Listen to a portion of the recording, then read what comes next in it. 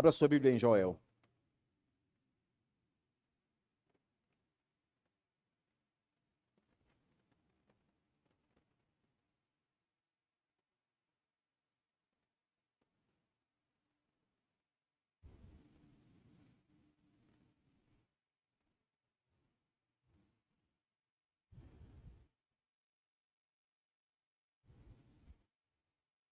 Joel capítulo 1, meus irmãos.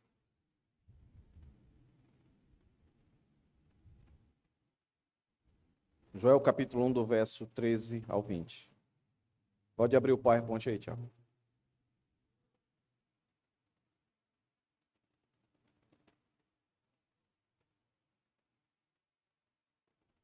Joel capítulo 1.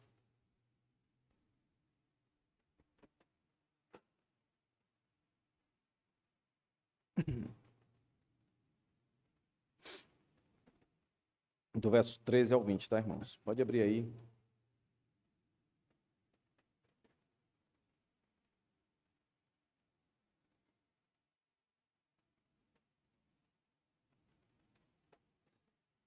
Papelzinho miseráveis.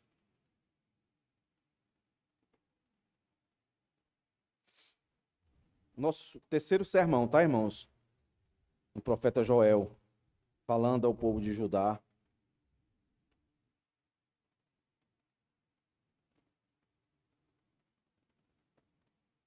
Um texto bastante relevante, meus irmãos, para os dias que estamos vivendo.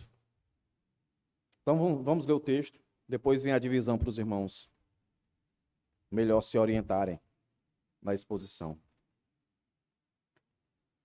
Verso 13. Sacerdotes, vistam roupa feita de pano de saco, e planteiem, ministros do altar, lamentem, ministros do meu Deus, venham e passem a noite vestidos de pano de saco, porque no templo de seu Deus não há mais ofertas de cereais e libações. Proclamem um santo jejum, convoquem uma reunião solene, reúnam os anciãos e todos os moradores desta terra na casa do Senhor, seu Deus, e clamem ao Senhor. Ah, que dia!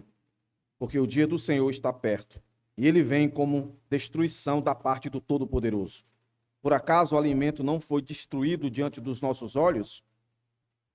E do templo do nosso Deus não desapareceram a alegria e o regozijo? As sementes secaram debaixo dos seus torrões, os celeiros foram destruídos, os armazéns derrubados, porque o cereal se perdeu. Como geme o gado, as manadas de boi estão inquietas, porque não tem pasto, também os rebanhos de ovelhas estão sofrendo. A ti, ó Senhor, clamo, porque o fogo devorou as pastagens, e as chamas consumiram todas as árvores do campo. Também todos os animais selvagens suspiram por ti, porque os rios secaram, e o fogo devorou as pastagens. Vamos orar mais uma vez, meus irmãos. Curve a sua cabeça. Vamos pedir ao Senhor que nos dê o entendimento, a compreensão da palavra nessa noite. Senhor, estamos aqui carentes, necessitados da compreensão da Tua palavra. Não nos deixa sair daqui, Deus, da mesma forma que entramos. Tem misericórdia de nós, perdoa os nossos pecados, nossas falhas, transgressões. Nos faz ser dignos, Senhor, de fato perceber a Tua presença diante de nós, ouvindo a Tua voz através da palavra pregada. Que as canções que cantamos aqui, que as orações que foram ministradas aqui, tenham preparado os nossos corações para tamanha responsabilidade acerca de tudo aquilo que o Senhor vai falar nessa noite aos nossos corações. Que as nossas mentes estejam cativas, atentas a tudo que será falado nessa noite, Senhor. Ajuda-me na exposição da Tua palavra. Dai-me sabedoria no poder do Teu Espírito Santo, para que eu fale e seja aplicável aos corações de todos aqui essa noite. Dai-me a habilidade de falar aos pequenos, aos adolescentes, aos jovens, aos adultos, que todos sejam confrontados com a Tua palavra, sejam edificados com a Tua palavra. É que eu te rogo e te peço, Senhor, que esse momento seja um momento especial para todos nós, que seja um motivo de alegria, de gratidão, de prazer. É que eu te peço e te rogo, em nome de Jesus. Amém. Amém.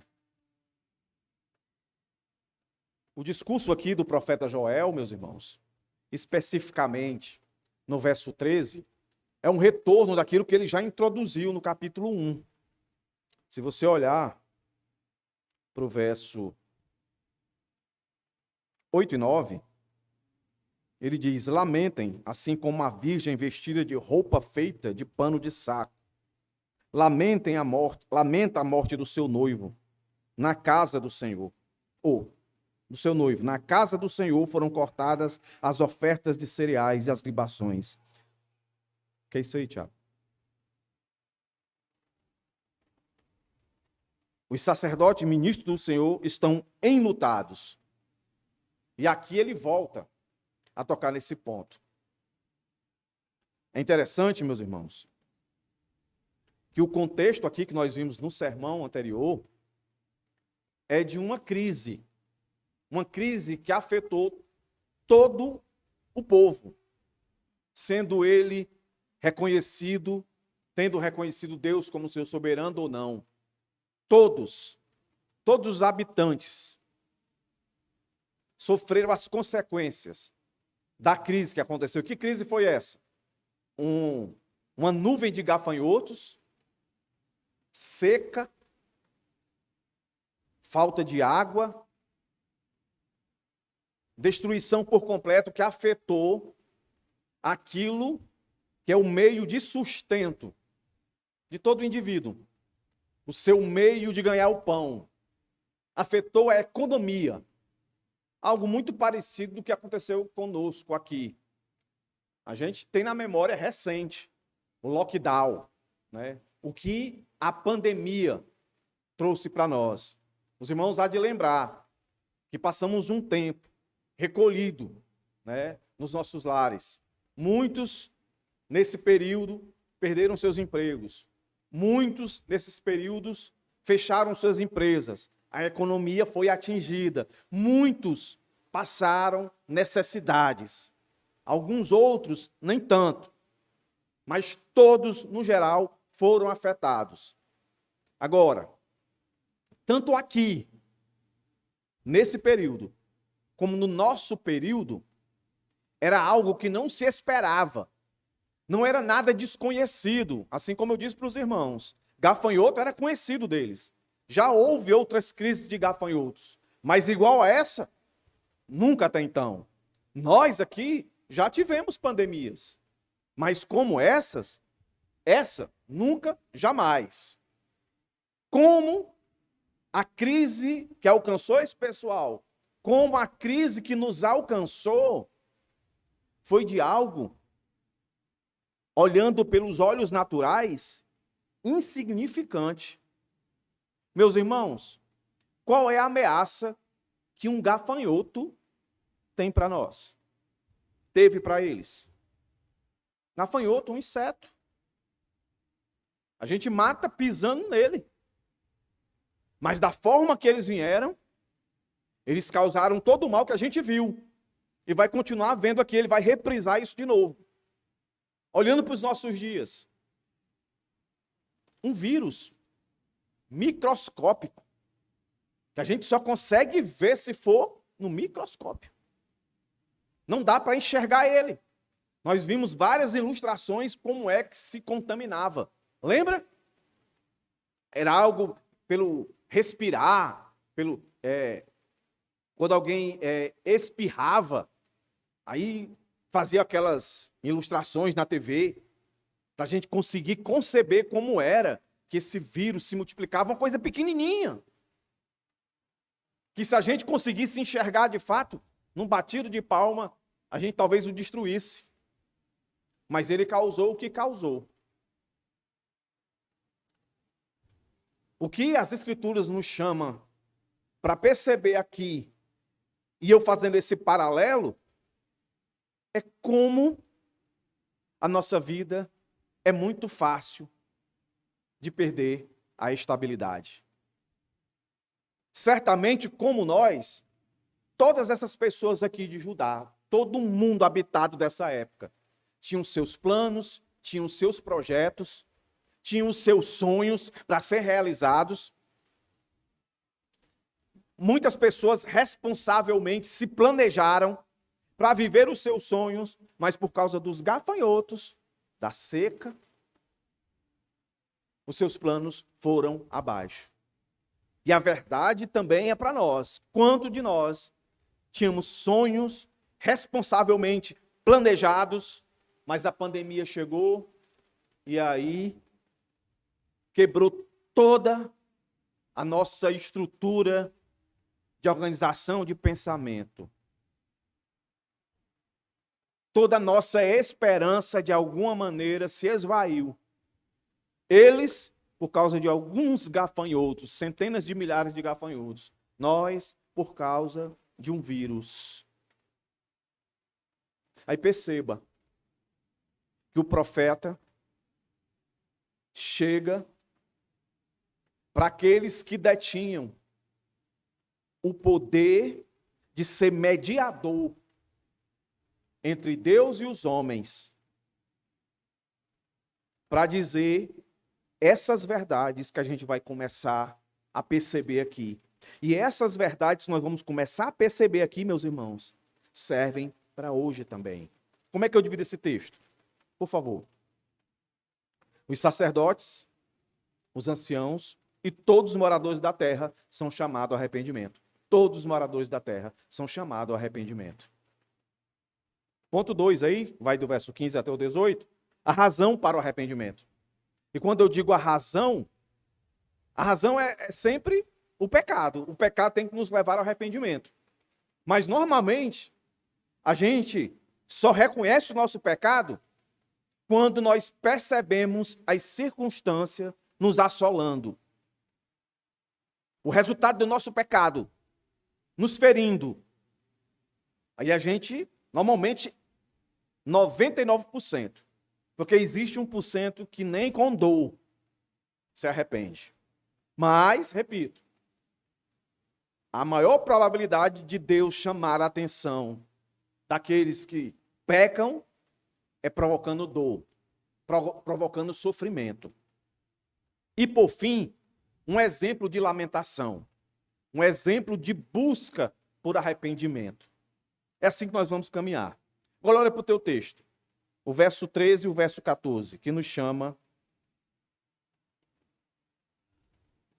ao arrependimento aí. Todos nós, os líderes aqui, representados pelos sacerdotes e ministros, são sinônimos aí, não são dois grupos, sacerdotes e ministros, é tudo um só. Ele está querendo ser enfático aqui. E perceba que ele usa aqui vários imperativos, ordens. O profeta Joel chega para os representantes, os mediadores entre Deus e os homens. Aqui eu vou chamar de a igreja. Os sacerdotes, os ministros, a igreja.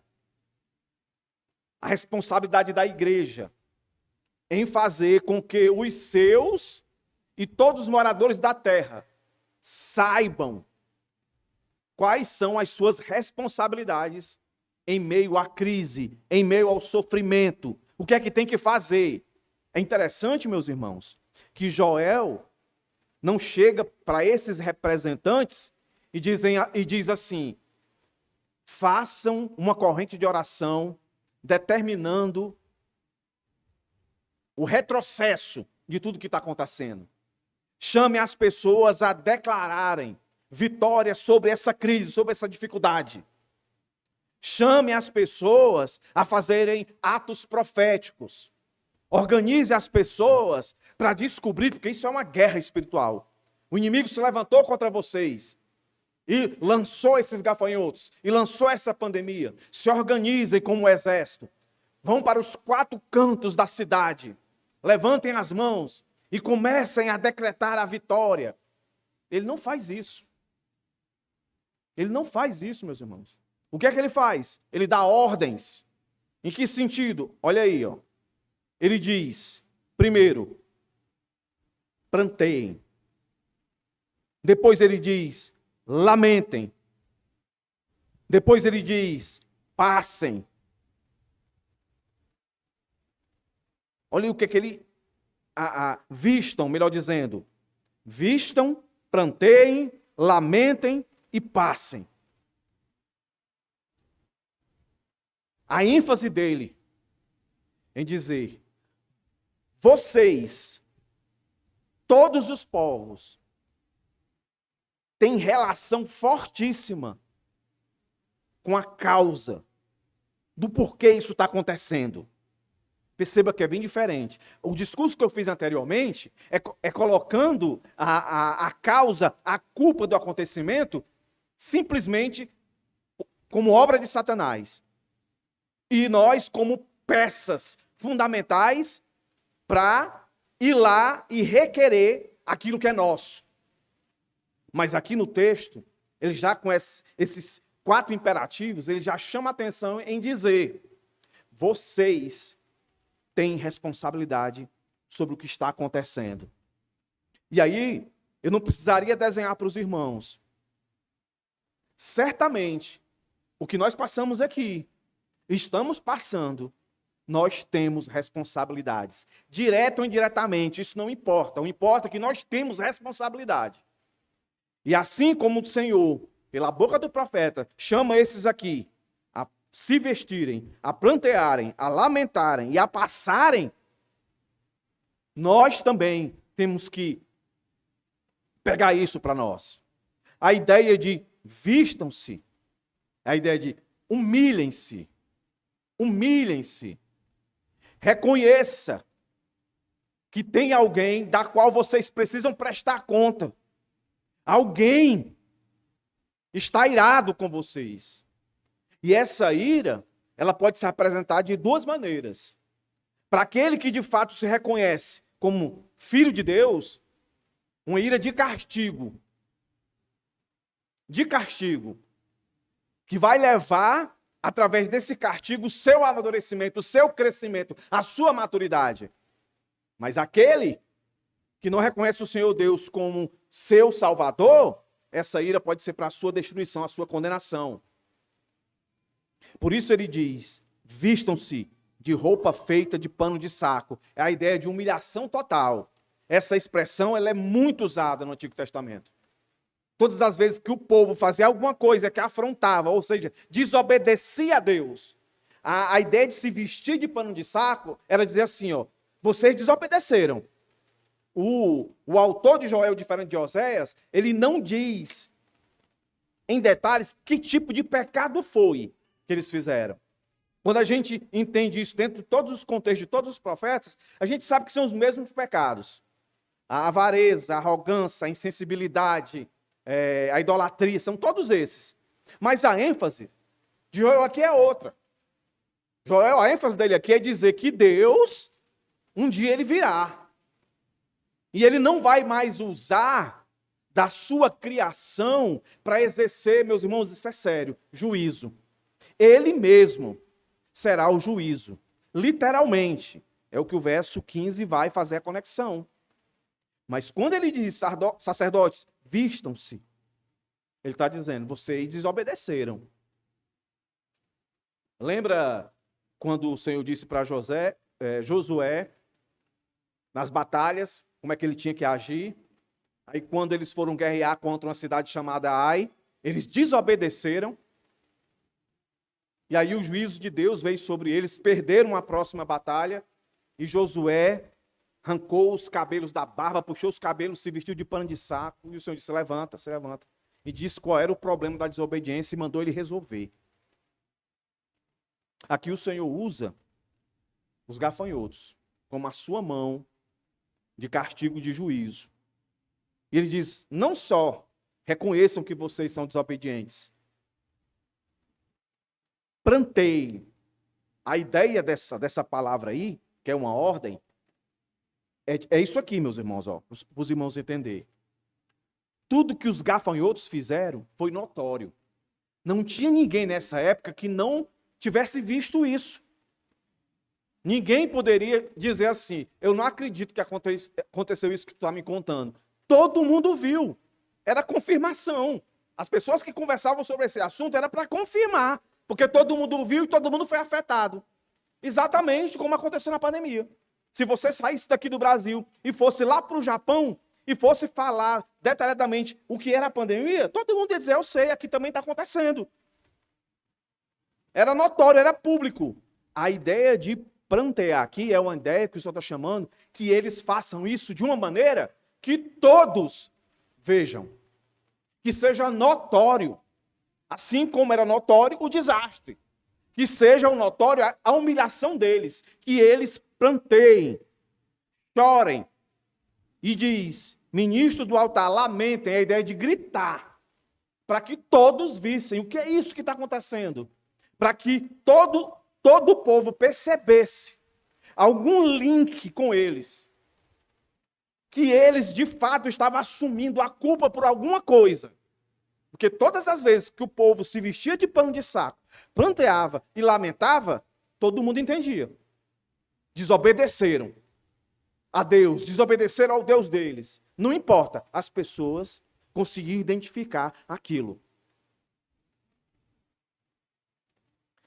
E ele diz mais: ministros do meu Deus. Olha aí a autoridade do profeta. Perceba aí, ó, verso 13. Ministros do meu Deus. Depois ele vai dizer no finalzinho do verso 13, seu Deus. E depois no verso 16 ele vai dizer nosso Deus. Então primeiro o profeta diz, olha, eu estou falando com a autoridade que Deus me deu. Depois ele vai dizer, o que vocês fizeram não foi só com meu Deus, é com o Deus de vocês também. Ele é o Deus de vocês. Por isso ele agiu assim. E por isso ele está ordenando que vocês ajam assim. E depois ele se coloca junto, nosso Deus. Ele diz, ministros do meu Deus, venham e passem a noite vestidos de pano de saco. Então, o profeta está dizendo aqui, ó, recapitulando, se humilhem, publicamente, planteie para que todo mundo veja, ele fale isso alto, em bom tom, e perseverem nisso.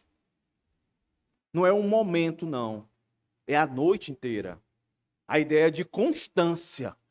A ideia de bater no peito e dizer, ó Senhor, se humilhar diante de Deus, certamente clamando para que Deus intervisse.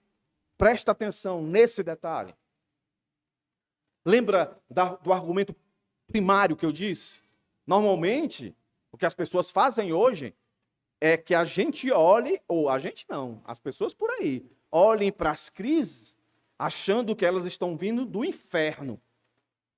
E que declarem vitória, e que façam atos proféticos, tudo aquilo que eu disse. Mas com isso aqui, assim como nós ouvimos ontem na EBD, tudo está vindo da mão de Deus. Ele não fala nem no capeta aqui. E o capeta já existia, meus irmãos.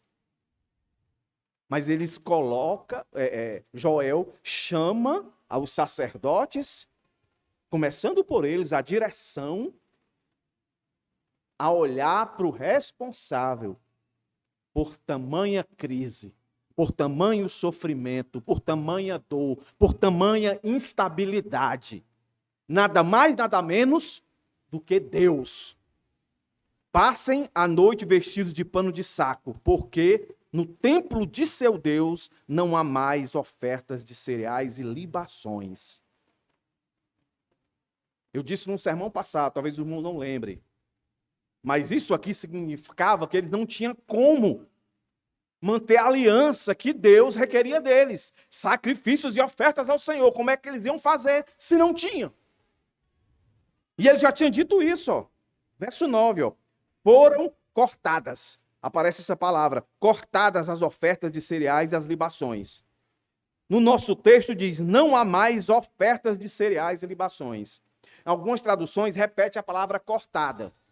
mas são duas palavras diferentes. Na minha versão, ela já não veio mais a palavra cortada. Simplesmente diz assim: não há mais oferta. Isso aqui, meus irmãos, tem algo para a gente entender. Na primeira vez que aparece a palavra cortada, ela vai dar a ideia de que o motivo foi a crise dos gafanhotos. Por que foi cortada?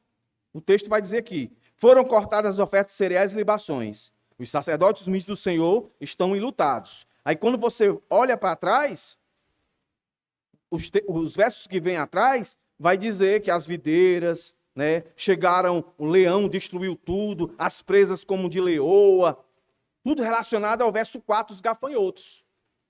Mas quando chega no nosso texto de hoje, no verso 13, não há mais ofertas, é a ideia de que foi impedido. A ideia de que tem não um ato, um instrumento que foi criado pelas mãos de Deus, mas o próprio Deus, Deus que impediu. É como se Joel estivesse dizendo: anteriormente eu disse para vocês que vocês deviam estar enlutados, porque essa crise dos gafanhotos tirou o sustento, tudo aquilo da qual provinha a condição das pessoas ofertarem e assim vocês promoverem tudo aquilo que era requerido na aliança de Deus com vocês. Mas agora eu quero dizer para vocês que quem impediu de chegar aqui a oferta, o cereal, o animal, foi Deus. Entendeu, irmãos? Isso para algumas pessoas é inadmissível. Por quê? Como nós vimos ontem. As pessoas normalmente não querem acreditar que algo mal venha da parte de Deus. Que Deus só vem coisa boa. Sim, Deus vem coisa boa. Inclusive o mal. O mal, quando vem de Deus, a gente só pode entender que é bom. Meus irmãos, isso nada mais é do que a doutrina da soberania de Deus. Meus irmãos, é motivo de segurança para nós compreendermos que o mal vem de Deus, mas que ele não cria o mal, mas o mal vem dele, do que a gente imaginar que o mal vem do inferno. E aí ontem foi dito o exemplo de Jó, para mim é suficiente. Na perspectiva de Jó e de todos que estavam ali, né, que mal é esse? Eles achavam que era Satanás fazendo tudo aquilo, mas Satanás estava fazendo porque Deus assim autorizou. Satanás, a representação dos gafanhotos. Satanás, a representação da Covid. Mas quem é o mandante é Deus. Mas não é para causar raiva a gente dizer, não, Deus. Deus não precisa de defesa de ninguém. É para a gente dizer assim, rapaz, Deus sabe o que está fazendo. Esse é o ponto. E ele deixa claro aqui, por incrível que pareça. Porque no templo do seu Deus não há mais. Porque no templo do seu Deus ele impediu, ele não permitiu que chegasse oferta. Por isso não tem mais oferta de cereais e libações. Aí depois que ele trata isso, no verso 13, foi o que ele tratou. Vocês estão em desobediência. E vocês agora têm que tomar a frente. Vocês têm que se vestir de pano de saco, se humilhar, plantear, publicar isso, lamentar, gritar, fazer propaganda e fazer isso de forma constante. Agora chamem outros para que façam com vocês. E aí ele vem com mais alguns imperativos, mais algumas ordens. Ele diz: proclamem um santo jejum. Convoquem uma reunião solene. Reúnam os anciãos e todos os moradores da terra na casa do Senhor seu Deus e clamem. Então aqui vários imperativos aqui, ó. Proclamem, convoquem, reúnam e clamem. Olha aí, meus irmãos. Proclamem. A ideia de proclamar é a ideia de fazer uma convocação. Proclamem. Uma ordem, né? formalmente falando, tocar uma trombeta. Chamem todo mundo, venha. E aí quando as pessoas chegam, convoquem elas para o santo jejum, para uma reunião. Olha a importância de comunidade, de estar junto. Há quem acredite que Deus sempre deu lampejos daquilo que no futuro ia chamar de igreja. A importância da igreja. Reúna os anciãos, os líderes, né? Os sacerdotes, os dirigentes, os anciãos, os seus ajudantes, para chamar todo mundo, todos os moradores desta terra, a casa do Senhor, seu Deus, e clamem. O mesmo sentido de intensivamente, todos juntos, clamem a quem? A Deus. Por que eles devem fazer isso? Por todo o mal que estava acontecendo. E por que essa ligação? A lógica, meus irmãos, é de que esses aqui são responsáveis por tudo que estava acontecendo. Aí lembra que eu sempre digo aqui, meus irmãos, quando a gente passa a ser povo de Deus, eu digo isso na classe Novos Membros, quando a gente passa a ser povo de Deus, a minha vida tem tudo a ver com a sua vida. Não tem esse negócio de dizer, olha, não se meta na minha vida, não. A gente está ligado. A minha bênção, ela chega a você. Assim também como a minha desobediência, o meu pecado.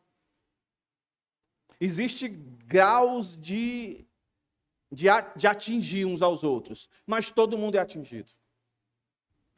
Um irmão que é pego num roubo. Quem roubou foi ele, que tem a ver com isso, mas vai chegar em você, vai afetar você. Um irmão que adultera. Seja o pecado que for, vai afetar. Todos nós. Isso deveria ser lógico para nós. Porque, direto ou indiretamente, nós somos culpados. Sempre. Nós somos desobedientes. Porque habitamos num mundo caído. Como o mundo aqui, dessa época. Então, meus irmãos, direto ou indiretamente, trazendo para os nossos dias, e parafraseando com o que o texto está nos mostrando. A pandemia, nós temos responsabilidade. Deus vai voltar, como diz Apocalipse, quando o cálice da ira dele encher. E o que é que faz o cálice da ira do Senhor encher? Pecado, desobediência. E de alguma forma, nós indiretamente somos culpados, quando não confrontamos pecado. Quando não exortamos as pessoas ao arrependimento. Pessoas cristãs ou não cristãs. Cristãs, arrependimento para a santificação. Não cristãs, arrependimento para a salvação. É o nosso papel. É a nossa luta. É a nossa identidade, como nós aprendemos aqui quarta-feira. A gente tem que lutar com isso, irmãos. Porque senão, quando Deus derramar da sua ira dentro do tempo em que nós vivemos, e eu acredito que as guerras, tudo que acontece de mal, que atinge a sociedade como um todo, é o braço de Deus dando vislumbres do que será o grande juízo final quando ele vier. Para nos acordar como aqui está acontecendo. Deus levantando um profeta e dizendo, acorda aí, façam isso. Chamem todo o povo para se humilhar diante de Deus. Não é à toa que ele está chamando aqui. Proclamem, convoquem, reúnam e clamem. Coloque todo mundo prostrado diante do Deus que está com a sua mão, pesando sobre todos nós. Aí nessa hora aí ninguém pode dizer assim, não, mas não é culpa minha. Todo mundo está sendo condenado aqui. Está sendo chamado ao arrependimento. E aí vem o verso 15, meus irmãos. Depois desse clame ao Senhor, vem a razão. Especificamente, claramente. Se até aqui ficou obscuro para você que é Deus que está fazendo tudo isso daqui, o verso 15 vai dizer que é Ele. Porque agora o profeta é inspirado por Deus, meus irmãos, aqui é Deus falando. Ele vai fazer essa junção de algo real que está acontecendo para algo real que vai acontecer. E aí entra todos nós aqui. Agora, nesse verso 15, entra todos nós aqui, que é o cerne do profeta Joel. Ele vai repetir isso aqui várias vezes. O dia do Senhor. Ele pega um fato real, verídico, que está acontecendo, que eles estão vendo, que eles estão vivendo, e ele faz essa conexão. Ele diz, e esse aqui, no original, é algo que causa temor. É como se fosse um ai. Olhe, E aí ele emenda dizendo isso aqui. Que dia! Que dia! E esse que dia aí é tanto o presente como o que virá. Repito, é o link que ele faz agora aí, ó. Ele é o link. A minha percepção é que ele está querendo dizer o seguinte: se humilhem, se quebrantem, peçam perdão a Deus, façam isso constantemente, porque se vocês estão sofrendo com isso que aconteceu nesse dia, isso é só a sombra, figura de algo mais terrível que vai acontecer. Ele diz, porque o dia do Senhor, meus irmãos, mais ou menos aqui, fazendo as contas, uns 1.500 anos. Não, mais, né? Daqui para o Novo Testamento, 2.500 anos, mais ou menos. No mínimo, 2.500 anos, quando ele diz isso aqui. Diz isso o quê? Porque o dia do Senhor está perto. Está perto. Então, pensando cronologicamente, se aqui ele dizia que está perto, para nós aqui, meus irmãos, está bem aí, como diz o Matuto, né? Está bem aí. Bem aí o quê? Outra pandemia? Segundo esse texto, o grande dia do Senhor. O grande dia do Senhor. E aí ele diz mais ou menos como esse dia será realizado. Baseado em quê? Ele vai dizer, ele vem como destruição da parte do Todo-Poderoso. Meus irmãos, repito para vocês de novo. Façam de conta que isso aqui, que ele começou a relatar do verso 1, principalmente o verso 4, é a pandemia. É o coronavírus, que matou um bocado de gente, afetou a economia, todos nós aqui fomos atingidos. Ele está dizendo, olha, vocês têm que entender que isso tudo aconteceu por causa da desobediência de vocês, direto ou indiretamente. Todos nós, todos vocês foram desobedientes. Por isso, Deus, não foi diabo, não foi ninguém, foi Deus. Usou o diabo, usou quem ele quiser, mas foi Deus que mandou esse vírus para nós. E matou muita gente, tirou a vida de muita gente, muitos parentes de muita gente sofreu, muita gente está sofrendo. Foi Deus.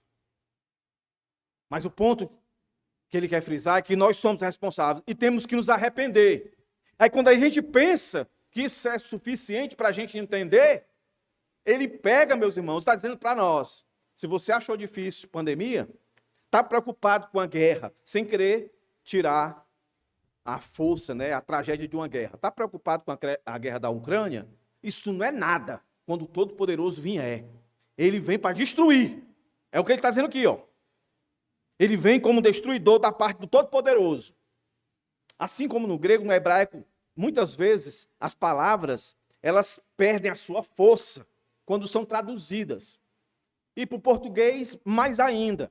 Meus irmãos, a palavra que está aqui por trás do Todo-Poderoso, ela faz uma conexão com a palavra destruição. No hebraico, elas são muito parecidas. E quando se pronuncia elas, isso é um fato que acontece muito. Né? Quando os profetas profetizavam, as palavras que eles falavam, elas também eram ilustrativas. Então, normalmente, quando apareciam as palavras fogo, destruição, como aparece aqui, na hora que o o profeta falava, por exemplo, a palavra fogo, consumir, a forma como ele falava, ela produzia uns estralos. Na hora que ele pronunciava a palavra, ela na pronúncia, o som produzia uns estalos. Tipo quando você vê uma fogueira, né, as madeiras pegando fogo, e quando o fogo vai ficando mais intenso, a gente começa a ouvir uns estralos. Você já ouviu isso? Uns estralos. Pronto. Quando ele falava essas palavras, as pessoas conseguiam assimilar. Né? Era como se fosse uma fala em 2D, 3D, sei lá, que você consegue não só ouvir, mas sentir, perceber, enxergar. Assim, essa palavra destruição. A ideia parece primordial que quando ele fala, ele vem como destruição da parte do Todo-Poderoso, ele está querendo dizer assim, ó, parece redundância, mas ele está querendo dizer que a coisa vai ser muito forte. É como se ele estivesse dizendo assim, literalmente, ele vem com destruição da parte daquele que destrói, daquele que é destrutivo. Ele vem destruindo a destruição. É como se fosse assim. Então vai ser algo muito forte. Aí as nossas traduções colocam como Todo-Poderoso, porque veio aparecer para nós uma redundância. Destruindo com destruição. Né? Destruindo como destruidor. Então ele coloca destruindo como Todo-Poderoso, querendo dizer que a coisa vai ser muito mais séria. E aí, quando ele diz isso, nada mais é do que uma ameaça, meus irmãos. É uma ameaça. As pessoas querem tirar essa propriedade do evangelho de ameaça. Porque o evangelho é boas novas, aí acham que boas novas não dá para conectar com ameaça. Mas isso aqui, meus irmãos, é uma ameaça. Meu Deus. Mas isso aqui é uma ameaça, meus irmãos. Eu estou para desistir de pregar com esse negócio aqui, irmão. Eu me remexo muito, aí eu acabo. Por favor, irmãos, se concentre. Uma ameaça, meus irmãos. É para ficar com medo mesmo. Né? Se um mero mortal falta derrubar um negócio desse aqui, imagine a ira de Deus. Para aqueles que não se arrependem, tá? Não brinca não, que isso aqui é sério. Ele diz, que dia, porque o dia do Senhor está perto. Ele vem com destruição. Aí, mais na frente, um outro profeta que nós vamos estudar, ele vai dizer isso de uma forma muito mais forte. Aí eu quero que você vá lá nesse texto, ó, Amós. Amós capítulo 5. É o próximo, depois de Joel. Amós capítulo 5. Olha o que é que ele vai dizer, que é exatamente o que está aqui no verso 15. Mas olha como é que ele fala. Amós capítulo 5, verso 18 ao 20. Ele está falando do dia do Senhor. Olha como é que ele coloca aqui, ó. Joel diz, que dia. Aqui como é que ele começa? Ai dos que desejam o dia do Senhor. Para que vocês desejem o dia do Senhor, será um dia de trevas e não de luz. Será como se um homem fugisse de um leão e lhe saísse ao encontro um urso, ou como se entrando em casa e encostado a mão na parede fosse mordido por uma cobra. O dia do Senhor será um dia de trevas e não de luz. Será um dia de completa escuridão, sem nenhuma claridade.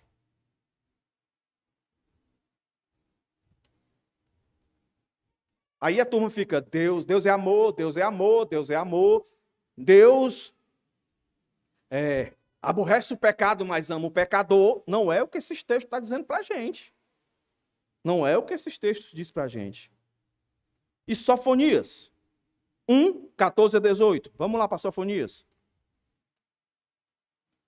Depois de Abacuque, Sofonias. Olha aí. O que é que Sofonias vai dizer acerca do dia do Senhor? Sofonias 1, 14 a 18. Olha aí, ó. Está perto o grande dia do Senhor. Está perto e vem chegando depressa. Atenção, o dia do Senhor é amargo. E nele clamarão até os poderosos. Aquele dia será um dia de ira, dia de angústia, tribulação, dia de ruína, destruição, dia de trevas, escuridão, dia de nuvens densas e trevas, dia de toque de trombeta e gritos de guerra contra cidades fortificadas e contra torres altas. Trarei angústia sobre as pessoas, e elas andarão como se estivessem cegas, porque pecaram contra o Senhor. O sangue dessas pessoas derramado como pó, e a sua carne será espalhada como esterco. Nem prata, nem ouro poderão livrá-las. No dia da ira do Senhor, mas pelo fogo do seu zelo a terra será consumida, porque ele certamente fará destruição total e repentina de todos os moradores da terra. Está vendo aí, irmãos? É o mesmo Deus falando por Sofonias, Amós, Ageu.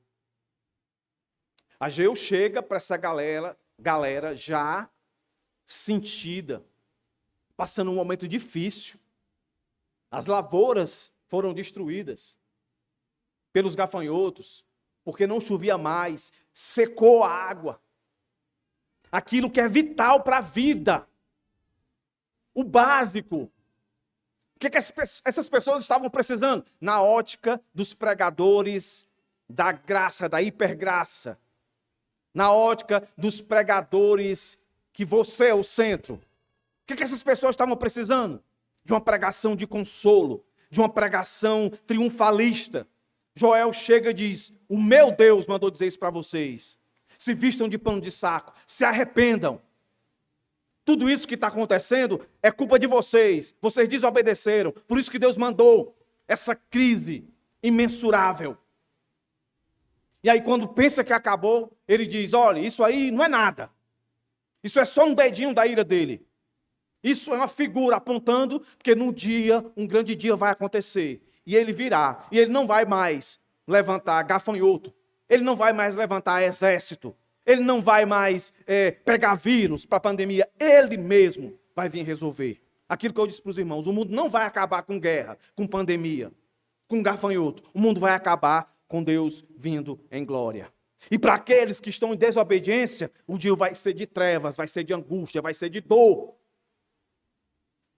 É isso que o mundo precisa ouvir, meus irmãos. E se nós não temos esse Deus, que para nós não vai ser assim, para nós vai ser como Lucas diz, nós vamos erguer a cabeça e dizer: a minha redenção chegou. Vai ser um dia de alegria, porque a nossa redenção chegou. Mas mesmo para nós precisamos enxergar esse Deus de ira, para que a gente não se acomode, para que a gente não deixe de confrontar o mundo. Quando o profeta chama o povo a fazer o que ele disse no verso 13 e 14, e fazer de uma forma que todo mundo veja, é para que nós tomemos a responsabilidade de falar que o Senhor voltará. E Ele vai requerer de todos aqueles que desobedeceram dele, receber da sua justiça, da sua ira. E aí, do verso 16 até o 18, ele relembra aquilo que indiretamente é a causa. Por que as pessoas têm, por que eles aqui tinham que se arrepender, buscar a Deus, da forma como ele disse no verso 13 e 14? Porque essas coisas aconteceram, porque eles desobedeceram, pecaram, e essas coisas aconteceram para acordá-los. Lembra que eu disse? É assim que normalmente Deus usa para acordar a sua igreja. É através da dor, é do sofrimento. Lembra, é só lembrar, quando a igreja foi instituída em Atos 2, vão receber o meu espírito, vocês ficam aí até receber em Jerusalém. Depois vocês vão, Judéia, Samaria, até os confins da terra. Se acomodaram. O que foi que teve que acontecer para eles partirem? Perseguição, sofrimento, para eles começarem a falar do evangelho. Que evangelho é esse? Que Jesus voltará. Que Jesus voltará. Antes, nesse período, era Jesus vem. Jesus vem. Jesus vem. Aí Jesus veio. Aí agora, ele vai voltar. Ele vai voltar. É isso que a gente tem que pregar. E não tem como não pregar isso sem confrontar as pessoas. Sem dizer. Hoje todo mundo fica querendo botar a culpa. Ah, foi a China que inventou. Pode ter sido a China que inventou e jogou esse negócio aí. Mas quem está lá na ponta, dizendo faça, não faça, é Deus. A gente fica querendo temer, a gente fica querendo negociar com os meios. E não de onde partiu. Aqui o profeta não chama eles para negociar com os meios. Perceba que no texto de Joel, ele não fala nem de liderança governamental. Para que, de fato, eles não coloquem a esperança. Olha, isso é muito cabível nos nossos dias, tá? Domingo que vem tem eleição. Então, não coloque as suas esperanças no candidato XY. Não coloque. Não coloque. Ele não vai resolver os problemas reais deste mundo espiritual. Eles vão tomar algumas medidas paliativas, ou para o melhor ou para o pior. Mas tem um Deus soberano. Mas isso não nos isenta da nossa responsabilidade. Lembre de Oséias. E lembre aqui de Joel. As consequências que virão, candidato X ou Y, vão ser fruto sempre de desobediência. E nós, como igreja, precisamos saber qual é o nosso papel. A gente pode criar inimizade com qualquer pessoa, mas com Deus não. Deus não se deixa escarnecer. Deus não se deixa escarnecer. E aqui, ele coloca toda a solução do problema, não em governo humano, porque ele nem cita governo humano aqui. Ele coloca logo a igreja como intermediário para conversar com Deus. Então, a nossa esperança mesmo tem que estar em Deus. Em Deus, em mais ninguém. Ponto. E daí ele traz, relembrando, perguntas retóricas. Verso 16. Por acaso, o alimento não foi destruído diante dos nossos olhos? Querendo dizer que é real. Vocês estão vendo, né? Vocês estão vendo. E do tempo do nosso Deus não desapareceu a alegria e o regozijo? As sementes, e aí de fato ele recapitula toda a tragédia. As sementes secaram debaixo dos seus terrões, os celeiros foram destruídos, os armazéns derrubados, porque o cereal se perdeu. E aqui é impressionante o que ele faz aqui, meus irmãos. É impressionante. Ele vai humanizar os animais. Aqui em Joel, é o único texto das Escrituras, meus irmãos, que a gente encontra palavras que são associadas a humanos para animais. Quais são as palavras? Gemer e sofrer. Você não vai encontrar em canto nenhum mais essas palavras sendo relacionadas a animais. Alguns comentaristas, eles dizem que quando o autor faz esse elo de humanizar os animais, ele, de alguma maneira, quando ele faz essa recapitulação, porque ele já disse isso, ele está querendo dizer o quanto a desobediência, o pecado, torna o ser humano insensível. É como se ele quisesse dizer: os animais estão percebendo e sentindo, enquanto vocês não gemem, enquanto vocês não mostram de fato um sofrimento pelo pecado de vocês, entendendo que isso aqui é por minha causa, é porque eu desobedeci a Deus. Eu comecei a valorizar mais as coisas do que a Deus. E por eu valorizar mais as coisas, eu comecei a valorizar mais coisas do que pessoas. Eu comecei a colocar a minha vontade, o meu desejo, o meu sonho, o meu projeto acima do mandamento principal de Deus, que ele deixou, que era amar o próximo, olhar para o próximo. O que é que o mundo quer tornar a gente cada vez mais egoísta, cada vez mais avarento, cada vez mais individualista? Meu, meu, meu, meu. Isso entrou com muita força, meus irmãos, dentro do meio evangélico. Olhe, acredito que os irmãos não vejam mais, né? Mas os irmãos devem lembrar como eram as canções que nós cantávamos aqui antigamente, como é as canções que muitas igrejas ainda cantam. Meu, meu, meu, eu. E aí ele diz isso. Como geme o gado. As manadas de bois inquietas, porque não tem pastor, ou pasto, perdão. Também os rebanhos de ovelhas estão sofrendo. Na verdade, são 3 palavras. Geme, inquietas, sofrendo.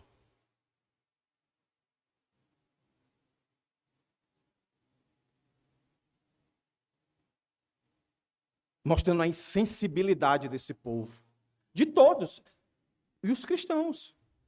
Fala no cristãos aqui, parafraseando os nossos dias, mas o povo de Deus, os animais. E ele volta a falar dos animais no último verso. Os animais, meus irmãos, conseguiam ser sensível àquilo que estava acontecendo.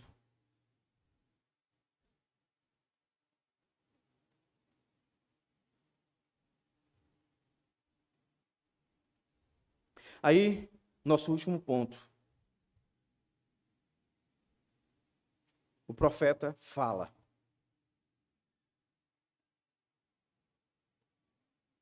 Alguns intérpretes entendem o verso 19 como o profeta dizendo assim: Senhor, eu clamo a Ti no meio de tanta insensibilidade, um povo que não reconhece a necessidade de clamar a Ti, para que Tu aplaque a Tua ira. Eu faço isso, Senhor. Eu não sou como eles. Eu sou como esses animais. Eu sinto o sofrimento, eu sinto a inquietação, eu sinto o sofrimento, eu sei que eu tenho responsabilidade nisso. Por isso eu te peço, que ele ora? A Ti, Senhor, clamo, porque o fogo devorou as pastagens e as chamas consumiram todas as árvores do campo. Ou seja, no clamor, na oração do profeta, ele reconhece que tudo aquilo que estava acontecendo vinha das mãos de Deus. E ele se coloca como dizendo: Senhor, eu não sou como eles. Aí outros comentaristas, estudiosos, vão dizer que ele faz isso como exemplo. Façam isso, é isso que vocês têm que fazer. Reconhecer que tudo isso que está acontecendo vem da mão de Deus e só Ele pode reverter esse quadro. Não tem. Por isso que na pandemia, né, eu me lembro que eu preguei sobre a verdadeira esperança, a gente se voltar para Cristo, né? De alguma maneira a gente agir como Abacuque. Questionar não é o problema. Nós somos chamados a questionar a Deus. Nós não podemos afrontar a Deus. E nós precisamos questionar a Deus nas mesmas diretrizes que Abacuque. Nós vimos isso ontem, quando chegarmos em Abacuque, vamos aprender muito. Questionar. Mas o nosso questionamento tem que nos levar à confiança. E é interessante, né? Como nós vimos ontem, Abacuque chega para o Senhor e pergunta: Senhor, teu povo está em rebeldia. Pecado, ó. Está bombando o pecado aqui. Não vai fazer nada, não? O que é que Abacuque quer? O que já aconteceu aqui em Joel. Que o Senhor descesse a sua mão, de alguma forma castigasse o povo que estava pecando. Senhor, faz alguma coisa. Aí Deus olha para Abacuque e diz: eu vou fazer. Eu vou fazer assim, assim, assim. Aí quando a resposta de oração, o questionamento de Abacuque é uma oração. Senhor, faz isso, faz isso, faz isso. E aí quando o Senhor revela a vontade dele, por isso que eu já ensinei os irmãos aqui que a nossa oração não muda a vontade de Deus. A nossa oração nos faz descobrir qual é a vontade de Deus. Foi exatamente isso que aconteceu com Abacuque. Abacuque descobriu que Deus ia fazer alguma coisa. Deus revelou a ele: eu vou fazer assim, assim, assim. Vou pegar os babilônicos lá, os caldeus, e vou descer a ripa. E com muita crueldade. Aí Abacuque, quando escuta aquilo, vem um segundo questionamento. Mas, Senhor, nem tanto. Nem tanto, Senhor. Que não é o caso aqui, né? Joel podia dizer assim: olha, se quebrantem, ore ao Senhor e diga: Senhor, alivia. Senhor, não faz dessa maneira, não. Senhor, pelo contrário, Senhor, multiplica, faz chover dobrado. Tira os gafanhotos, Senhor, e manda aí uma nuvem que não passe de mágica, faça todas as nossas plantações multiplicar em dobro, em triplo. Não foi isso que Joel mandou eles fazerem. Pelo clamor dele aqui, Joel está dizendo: Senhor, para. Senhor, não faz mais isso. Não manda mais fogo. Não manda mais seca. Aí volta para Abacuque: Senhor, injusto, mais injusto do que... a balança não está legal. Aí o Senhor diz para ele: não se preocupe não. Eu estou usando eles, mas eles também vão ser castigados. Aí é o ponto. As duas perguntas os dois questionamentos, as duas orações de Abacuque, não terminou ele dizendo, tá bom, tu é Deus, eu aceito. Não. Ele humildemente, quebrantado, ele reconhece que é algo difícil e que ele precisa de algo que nós precisamos sempre. Que é uma das coisas que faz a tríade da fé, que é confiança. Ele disse, Senhor, eu vou ficar aqui no monte. Ele não pediu, Senhor, me tira daqui então. Eu vou ficar aqui.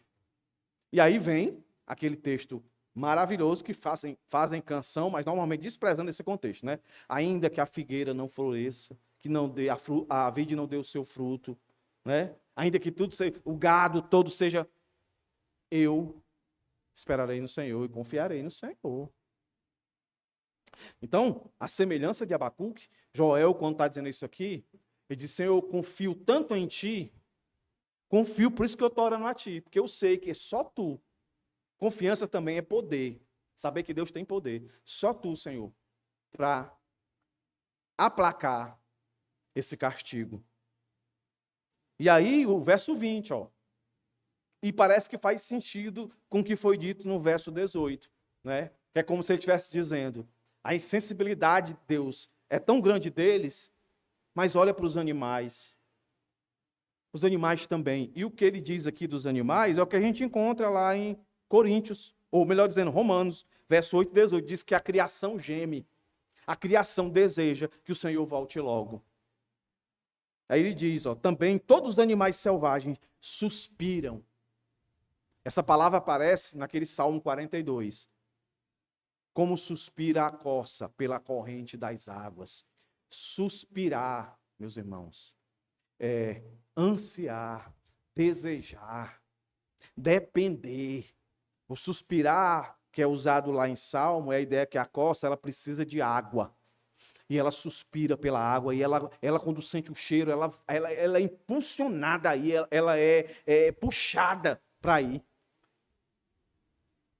É como se o profeta estivesse dizendo, se permita ser impulsionado como um imã que puxa, né? Para Deus, que é a solução das nossas mazelas, meus irmãos. Um coração arrependido e contrito, o Senhor diz que Ele escuta. É um coração contrito, arrependido, que de fato é atraído aos pés do Senhor. E não é desprazer nenhum, não é humilhação nenhuma, meus irmãos. É glorificação. No ato que nós nos humilhamos de fato a Deus, nós estamos sendo glorificados nele, meus irmãos. Porque não existe glorificação maior do que o perdão de Deus vindo sobre nós. Não existe glorificação maior do que a aceitação do perdão de Deus. Então, tanto para receber como para aceitar, precisa de confiança, meus irmãos. Porque Satanás ele age nessas duas áreas. Na falta de confiança de não necessitar do perdão de Deus e a falta de confiança de fato ter recebido esse perdão. Por isso que muitos irmãos vivem como se fossem presos ainda nas garras de Satanás, porque não conseguem aceitar o perdão que foi dado. É porque precisa desses passos. Se vestir da humilhação. Declarar publicamente que você é um pecador. E você deve gritar que a solução para o perdão do seu pecado é Deus. E fazer isso em constância. Todos os dias.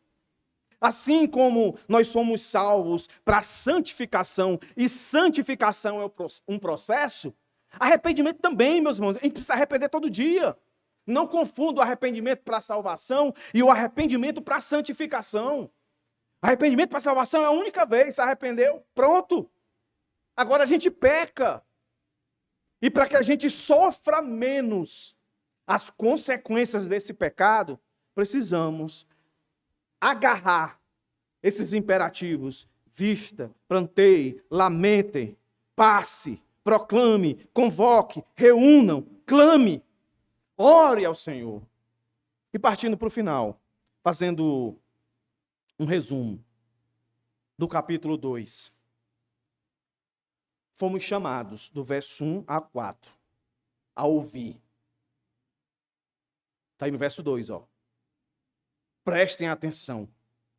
escutem. No verso 5 ao 7, o 5 diz: acordem. Fomos chamados para ouvir, fomos chamados para despertar. Do verso 8 até o verso 18, em uma palavra, fomos chamados, meus irmãos, para lamentar. Lamentar.